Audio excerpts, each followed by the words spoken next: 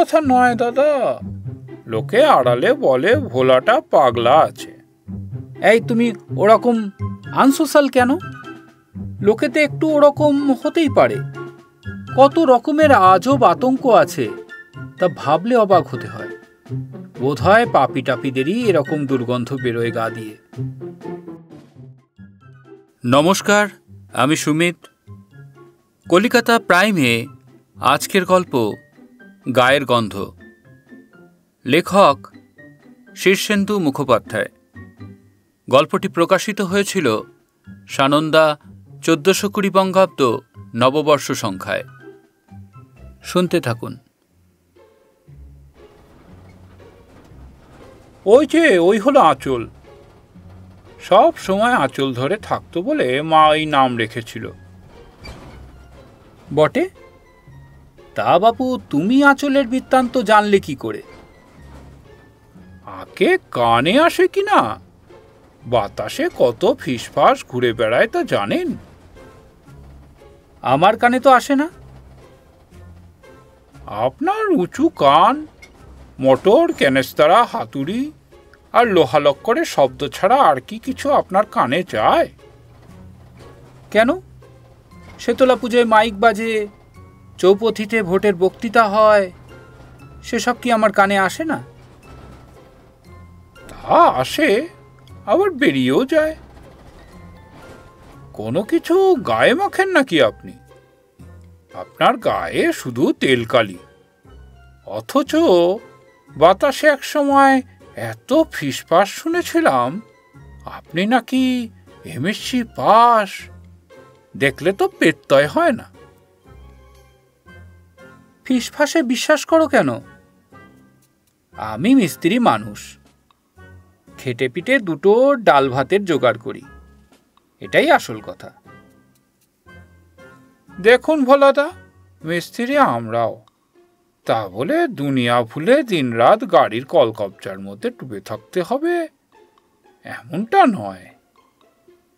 আমাদের গায়ের ফটিক চাঁদ পালাগান নিয়ে মজে থাকতো, দিন রাত পালা ছাড়া কথা নেই। কিংবা ধরুন এই ঋষের পাড়ার নস্কর বাবু, সকাল থেকে রাত অবধি ওস্তাদি গানের কালোয়াতি করে যাচ্ছেন। তার একটা মানে বুঝি, ওসবের মধ্যে একটা আলাদা রসকস আছে। কিন্তু গাড়ির কলকবজায় কোন মধু ঘাপটি মেরে আছে একটু বুঝিয়ে বলবেন? কেন বাপু? গেল সপ্তাহতেই তো কি যেন একটা বাংলা সিনেমা দেখে এলুম। কোথায়? সিনেমা দেখুন চাই না দেখুন, ওতে কিছু আসে যায় না, কিন্তু একটু চোখ তুলে চারিদিকটা দেখবেন তো। এখন কোথায় আছেন, বেলা কটা বাজে, খিদে তেষ্টা পেয়েছে কিনা, এসবও যদি ভুলে মেরে দেন তাহলে আপনার সম্পর্কে অন্যরকম ভাবতে হয়। সে আবার কিরকম শুনি? কিছু মনে করবেন না দাদা, লোকে আড়ালে বলে ভোলাটা পাগলা আছে।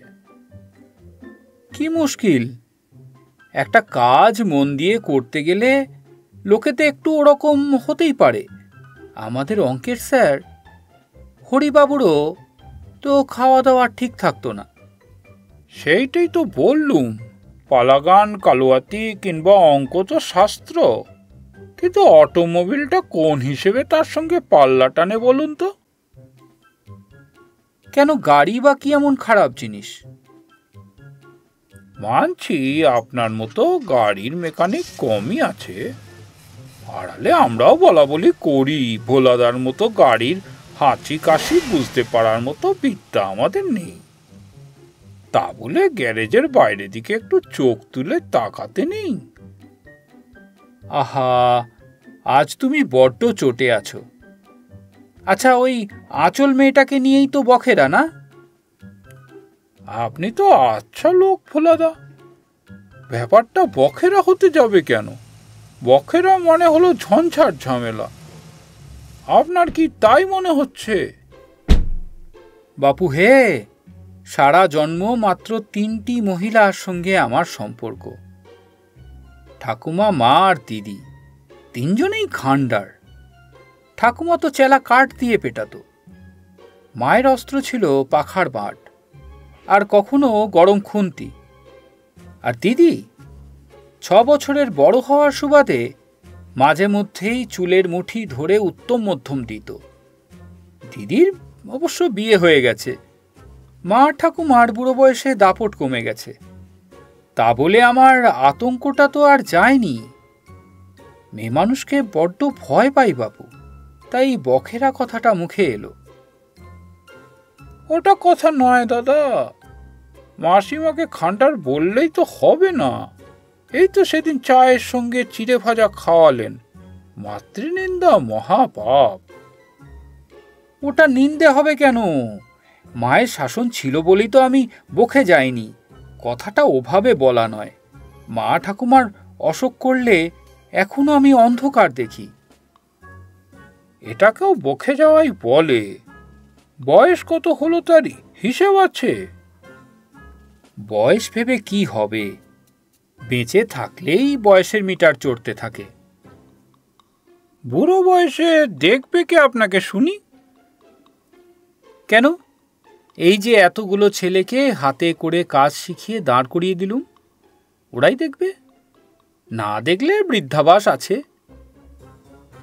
বলি কি দাদা, বউ যেমন তেমন হোক, ঝগড়ুটে বা খান্ডারনি সব বই কিন্তু স্বামীটাকে আগলে রাখে। 2-4টে অন্যরকম আছে বটে, কিন্তু বেশিরভাগ মেয়েই নিজের মানুষটার কদর দেয়। ছেলেপুলেও অত আপন হয় না যতটা বউটা হয়। তোমার আজ হলো কি বলো তো হরিপদ? আমার মাথাটা খেতে এসেছো নাকি? না দাদা, ভালোর জন্যই বলা। আপনি যে দুনিয়াটার দিকে মোটেই তাকান না, একটু কোথাও বেড়াতেও যান না, সিনেমা থিয়েটার গান বাজনার শখ নেই, শুধু কলকবজা নিয়ে পড়ে আছেন।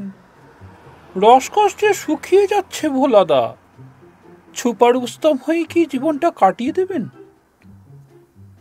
রুস্তম মস্ত বীর, আমার তো বুকের পাটাই দেননি ভগবান।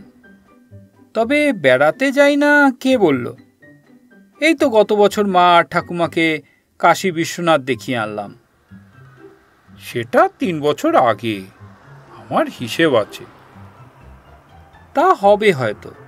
আর দিদির বাড়িতেও তো ঘুরে এলুম বেঙ্গালুরু থেকে।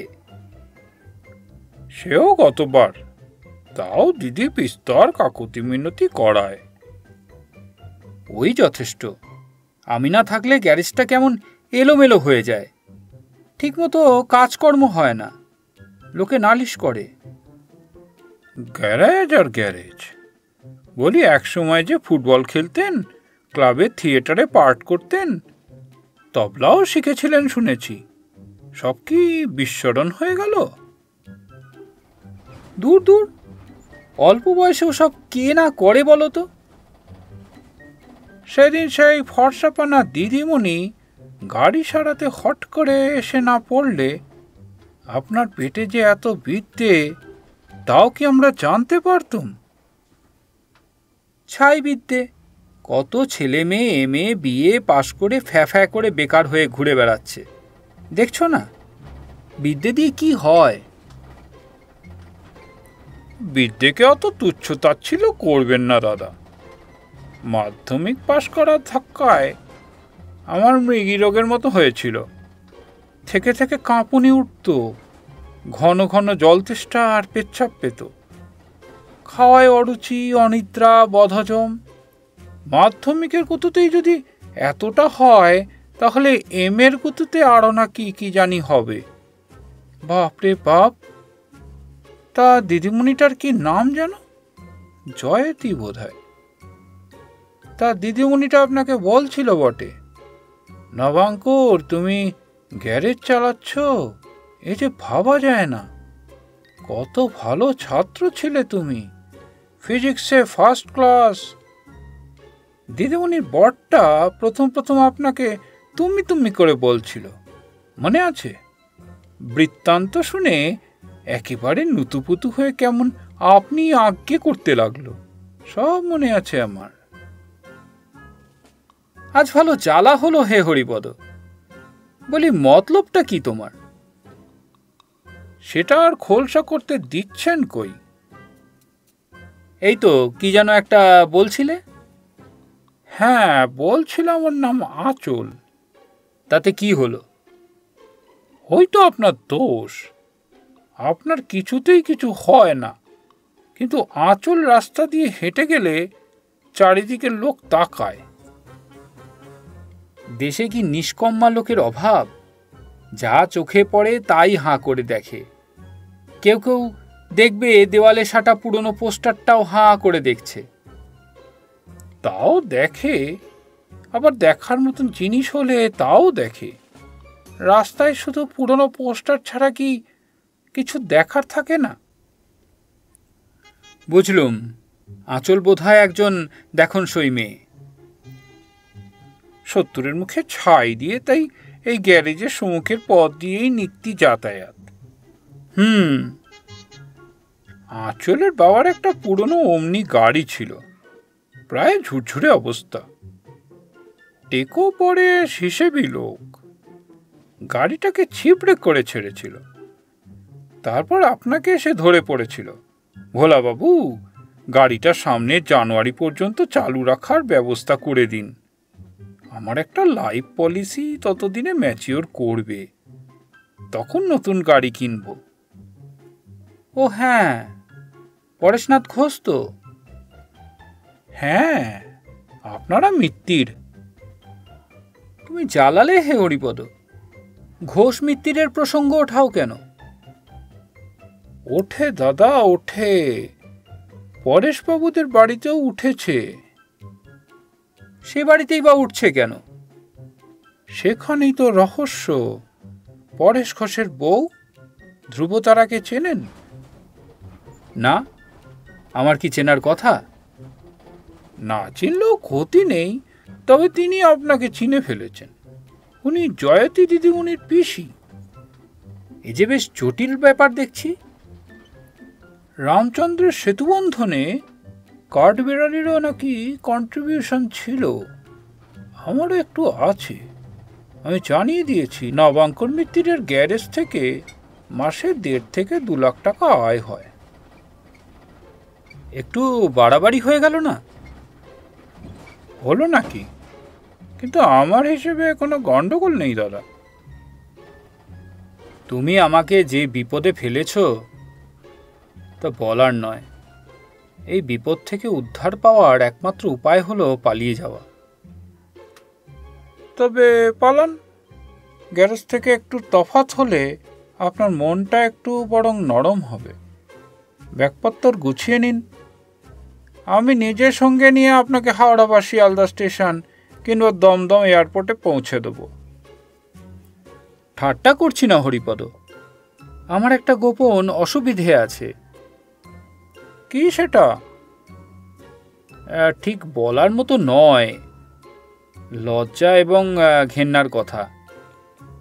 আর সেই জন্যেই আমি সর্বদা মরমে মরে থাকি। ওলাদা, আমাদের মরমে মরে থাকার কারণের কি অভাব আছে? ঠাট্টা নয় হরিপদ, শুনলে অবশ্য তোমার হয়তো হাসিই পাবে। তুচ্ছ বলেও মনে হতে পারে, কিন্তু আমার কাছে ব্যাপারটা মোটেও উড়িয়ে দেওয়ার মতো নয়। আর একটু খোলসা হলে হয় না? তো ভ্যানতার আর কি আছে? ছেলেবেলায় স্কুলের বন্ধুরা আমার পাশে বসতে চাইতো না, বলতো তোর গায়ে বিচ্ছিরি গন্ধ। ব্যাপারটা একদিনের নয়, ভালো করে সাবান মেখে স্নান করে গেছি, তবু বন্ধুরা গন্ধ পেত। গ্রীষ্মকালেই বেশি হতো এটা। সেই থেকে আমি ভারী লজ্জায় পড়ে যাই। মাকেও এসে বলেছি, তো মা উড়িয়ে দিত, দূর, কোথায় তোর গায়ে গন্ধ, ওসব হিংসে করে খ্যাপানোর জন্যে বলে। তা যে নয় তা আমি হাড়ে হাড়ে জানতুম।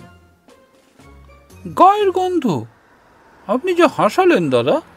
পুরুষ মানুষ খেটে পিটে খায়, মাথার ঘাম পায়ে ফেলে মেহনত করে, তাদের গায়ে গন্ধ না হওয়াটাই তো আশ্চর্যের। তুমি যে গন্ধর কথা বলছো এটা নয়। ক্লাস 7-এ যখন পড়ি তখন অপলা নামে একটা নতুন মেয়ে এসে ভর্তি হলো ক্লাসে। ভারী ভালো দেখতে। আরে আরে আমার দিকে চাইতো। আমি তখন নিজের গায়ের গন্ধের জন্যে মেয়েদের থেকে দূরে দূরে থাকি, কারো পাশে বসি না, মিশিও না মেয়েদের সঙ্গে। ভারী লজ্জা হয় নিজের জন্য। বুঝলুম। তা অপলা কি করল? সে একদিন টিফিন পিরিয়ডে আম গাছের তলায় আমাকে পাকড়াও করল। বলল, এই তুমি ওরকম আনসোশাল কেন? আমি তোমার সঙ্গে ভাব করতে চাই। শুনে আমি ঘাবড়ে গেলাম।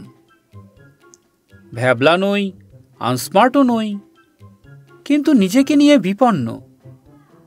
ভাব হলো? একটু হলো, কয়েকটা দিন, বোধহয় সেটা ফেব্রুয়ারি মার্চ হবে।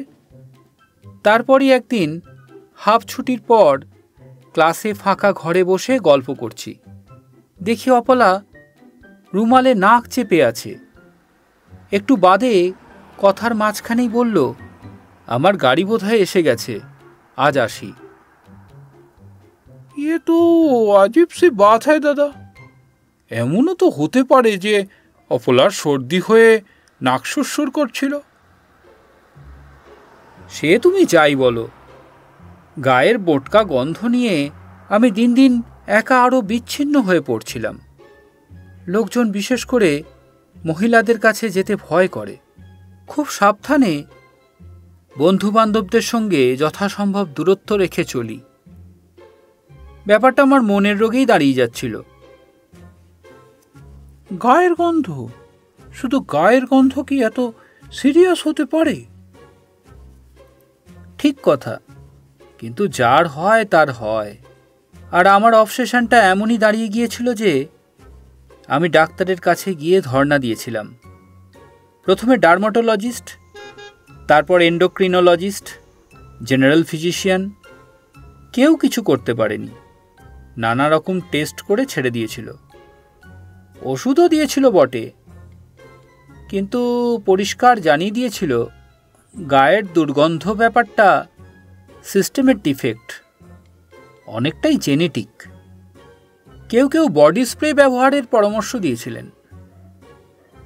গায়ের গন্ধ নিয়ে যে এমন গন্ধমাদন সমস্যা হতে পারে তা তো আমি 100 বছর ধরে বসে বসে ভাবলেও মাথায় আসতো না। ওই যে বললাম, যার হয় তার হয়। কত রকমের আজব আতঙ্ক আছে তা ভাবলে অবাক হতে হয়।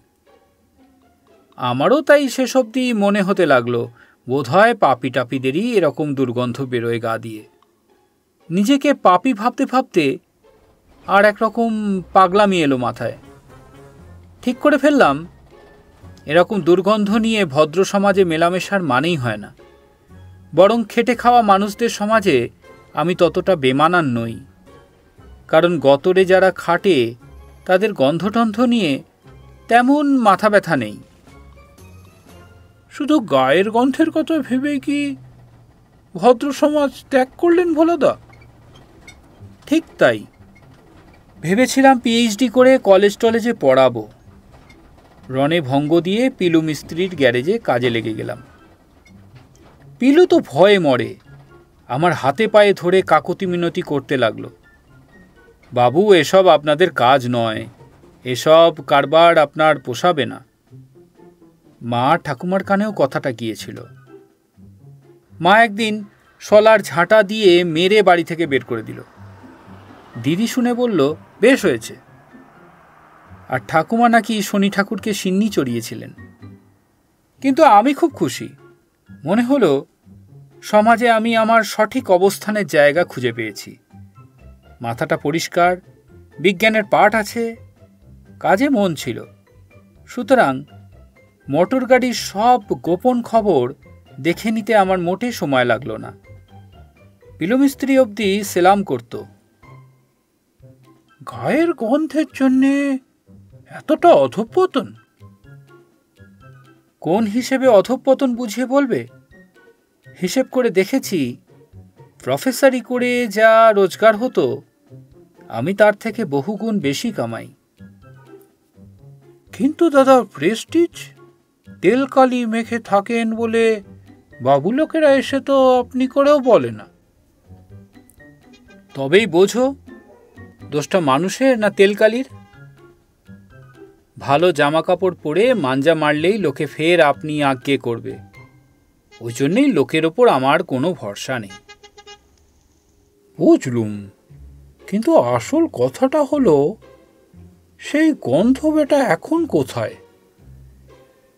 আপনার গা ঘেঁষে এতকাল কাজ করছি, আজ অবধি তো সেই বিটকেল মোটকা গন্ধটার হদিশ পেলাম না। সে বেটা কোথায় গায়েব হয়ে আছে, বের করে দেখান দেখি। তোমরা পাবে না হে, ওটাই তো আমার স্ট্র্যাটেজি। ডিজেল, পেট্রোল, মোবিল আর কেমিক্যালে গন্ধটা আড়াল হয়ে যায়। চালাকি ছাড়ুন দাদা, বুলাদিদের বাড়িতে শুটকি মাছ রান্না হলে সেই গন্ধ কি গ্যারেজে মারমার করে ঢোকে না? ইঁদুর পচলে গন্ধ পাই, ভ্যাট পরিষ্কার না হলে গন্ধ পাই, ছাতিম ফুটলে গন্ধ পাই, আর আপনার গন্ধটাই শুধু গায়েব হয়ে থাকবে। তুমি চাইছো কি বলো তো? আঁচলের কি হবে? কি আঁচল? ফের কথা ঘোরাচ্ছেন। পরেশের মেয়ে আঁচল, সে আপনাকে ছাড়া বিয়ে করবে না। কেন? বোধহয় গন্ধটা পছন্দ হয়েছে। চালাকি ছাড়ো হরিপদ, কাটা খাই আর নুনের ছিটে দিও না। নিজেকে নিয়ে আমার লজ্জা ঘেন্নার শেষ নেই, তার উপর একটা মেয়েকে টেনে এনে কষ্টে ফেলা। আঁচলকে আপনার মায়েরও খুব পছন্দ, তবে উনি নাকি বলেছেন ওই ছোট লোকটাকে কেন বিয়ে করবে মা, বরং একজন ভদ্রলোক দেখে বিয়ে করো। ঠিক কথাই তো বলেছে, কিন্তু আঁচল মানছে কই? বুঝিয়ে বললে মানবে। তাহলে একটা কাজ করুন, গায়ের গন্ধটা আঁচলকে একবার শুকিয়ে দিন।